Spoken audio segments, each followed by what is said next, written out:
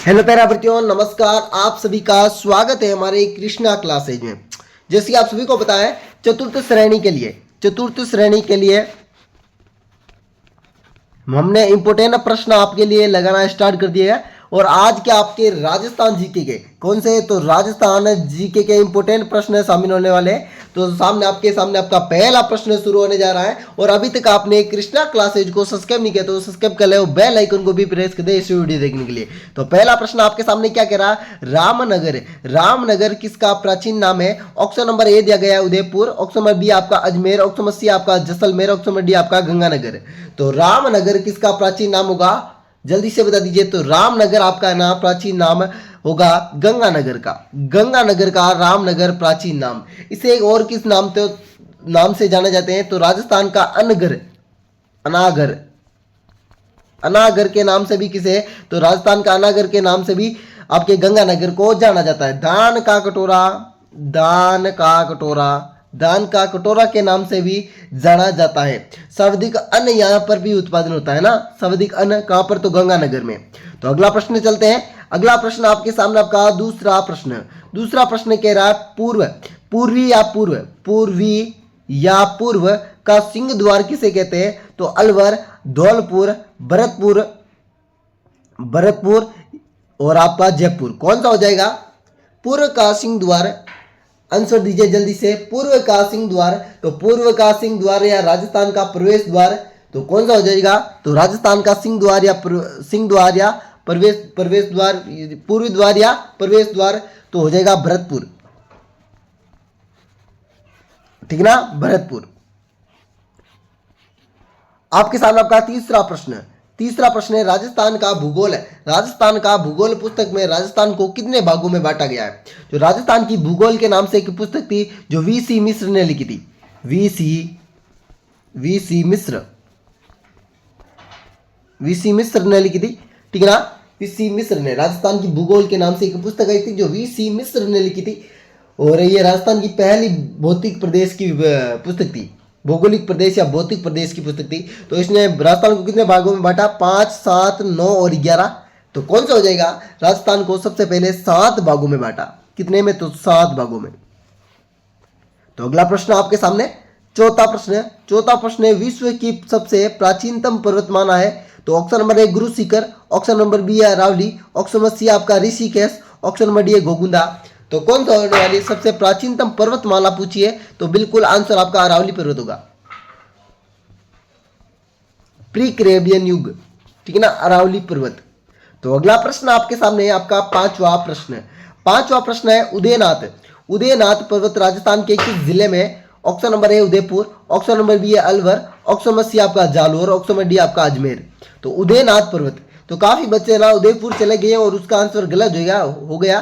तो उदयनाथ पर्वत है ना राजस्थान के अलवर जिले में।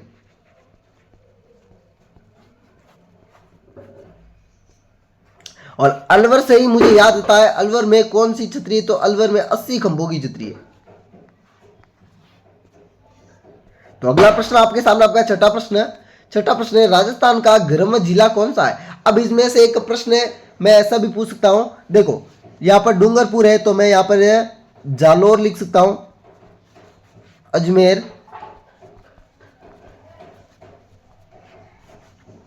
और आपका भीलवाड़ा। ठीक ना, और यहां पर एक जैसलमेर लिख देता हूं। ठीक ना, ये जैसलमेर। तो अब बताइए, अब इसमें से गर्म महीना कौन सा है, गर्म जिला कौन सा है? तो ये नहीं है, ये नहीं है और ये नहीं है। तो इनमें से आंसर ये देना था। ठीक है ना, अब आपके सामने ये भी एक प्रश्न है और ये भी एक प्रश्न है। इनमें से एक आंसर आया जैसलमेर और इनमें कौन सा होने वाला है? डूंगरपुर, भीलवाड़ा, जालोर और चूरू। तो बिल्कुल आपने चूरू क्या होगा, और चूरू आपका राइट आंसर हो गया। ठीक ना, और आगे नीचे इनमें से कोई नहीं दिया हुआ है, पांचवा प्रश्न है वो नहीं करना। इनमें से पहले ढूंढना है गर्म जिला कौन सा, वही आंसर देना आपको। ठीक ना, और राजस्थान का सबसे पूछे तो अलग आंसर है, तो भी चूरू होगा, तो फ्लोदी होगा ना, जोधपुर में फ्लोदी स्थान। तो अगला प्रश्न आपके सामने 7वां प्रश्न है शुष्क जलवायु प्रदेश से आया है और उसमें वर्षा की मात्रा बतानी है। ठीक ना, कितनी सेमी होती है? तो 0 से 20, 20 से 40, 40 से 60 और 60 से 80। कौन सा होने वाला है? शुष्क जलवायु प्रदेश में वर्षा होती है शुष्क जलवायु प्रदेश में वर्षा होती है, जल्दी से बता दीजिए। छोटा सा प्रश्न है, शुष्क जलवायु प्रदेश में वर्षा कितने % होती है? तो 20, 0 से 20, 0 से 20 सेमी, ये answer is the correct answer था। तो अगला प्रश्न चलते हैं। अगला प्रश्न 8वां प्रश्न है, मृदा अपरदन के कारण होते हैं तो वनमूलन होते हैं, अत्यधिक पशुचरण होता है, सही फसल चक्र नहीं होना। बिल्कुल ये भी होता है, ये भी होता है और ये भी होता है, पर डी आंसर करेक्ट आंसर है। अगला प्रश्न आपके सामने आपका 9वां प्रश्न है, जिले कितने प्रकार की होती है? तो ऑप्शन नंबर है 2, ऑप्शन नंबर बी है 3, ऑप्शन नंबर सी है 4, ऑप्शन नंबर डी है 5। तो जिले कितने प्रकार की होती है? कौन बता देगा सर? जिले तो इतने प्रकार की हो जाती है, तो जिले कितने प्रकार की होती है आपकी? जल्दी से आंसर आना चाहिए। जिला आपकी, तो जिला आपकी 2 प्रकार की होने वाली है। कौन कौन से होने वाली है जिले? 2 प्रकार की, कौन कौन सी?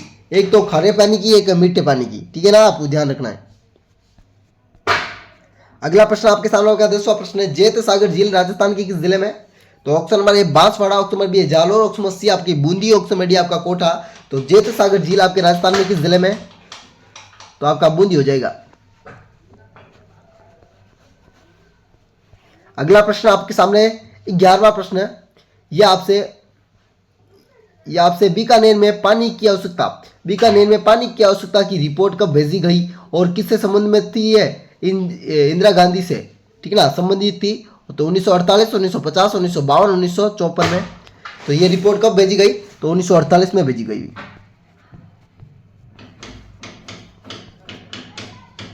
अगला प्रश्न आपके सामने आपका 12वां प्रश्न है, वर्तमान राष्ट्रीय वन नीति कब अपनाई गई? 1950, 19 यहाँ पर 1950 2 बार हो गए, और 1952, 1959। वर्तमान वन नीति कब घोषित की गई? जल्दी से बता दीजिए। यह प्रश्न मैं थोड़ा अलग कर रहा हूं, मैं इसे चेंज कर रहा हूं ना।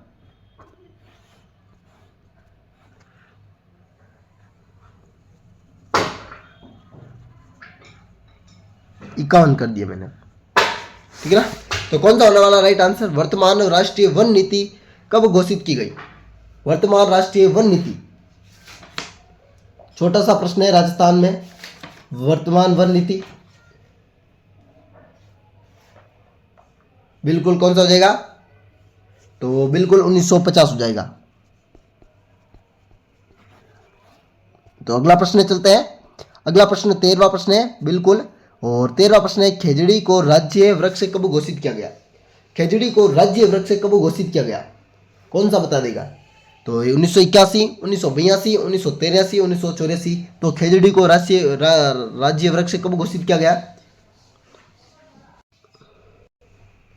तो राइट आंसर होगा 1983, बिल्कुल 1983।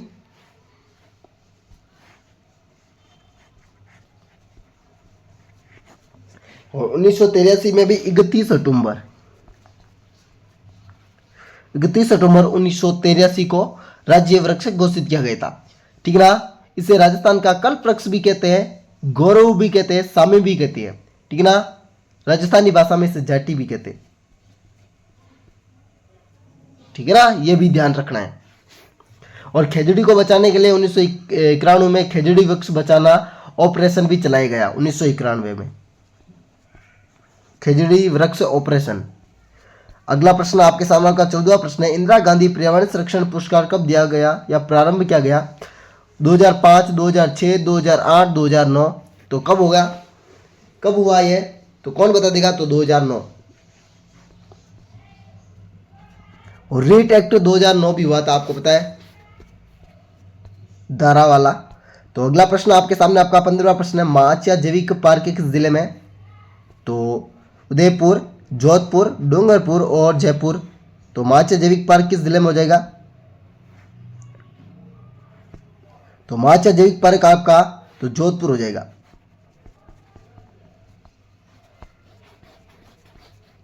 अगला प्रश्न आपके सामने आपका 16वां प्रश्न है, सर्वप्रथम हीलियम, इसे छोटा करना पड़ेगा, ये लीजिए। सर्वप्रथम हीलियम व मेथेन गैस का भंडार किस जिले में मिला? जैसलमेर, बाड़मेर, बीकानेर और फलोदी। तो सर्वप्रथम कहां पर मिला? तो आपका हो जाएगा जैसलमेर।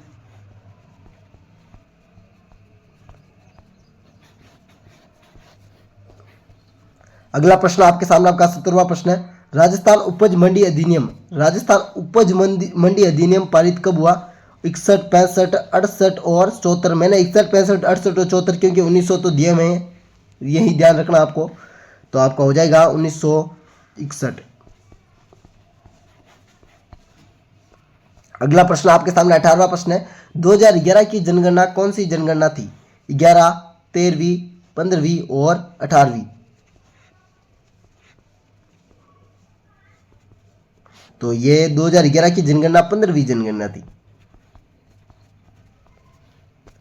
अगला प्रश्न आपके सामने 19वां प्रश्न है, यह है, राजस्थान सड़क विकास नीति कब प्रारंभ की गई? 2011, 2013, 2015, 2018। तो कब की गई? तो 2011। आज का अंतिमवा प्रश्न होने वाला है 20वां। तो राजस्थान पर्यटन विभाग की स्थापना किस वर्ष हुई? 1951, 1953, 1954, 1956। तो राजस्थान पर्यटन विभाग की स्थापना 1956 हुई थी, ठीक ना। और इसी प्रकार का वीडियो देखने के लिए हमारे कृष्णा क्लासेज को सब्सक्राइब और बेल आइकन को प्रेस कर दीजिए। वेलकम साथियों, अगली वीडियो मिलती है इस प्रकार की वीडियो के साथ। राधे राधे, अलविदा, जय श्री देवनारायण की सभी साथियों को एक बार फिर से और आप सभी से लेते हैं अलविदा। और अगला वीडियो आपका लाइव वीडियो, ठीक ना। इसलिए चैनल को सब्सक्राइबर और बेल आइकन को भी प्रेस कर देना और वीडियो को शेयर भी कर देना अपने दोस्तों के साथ।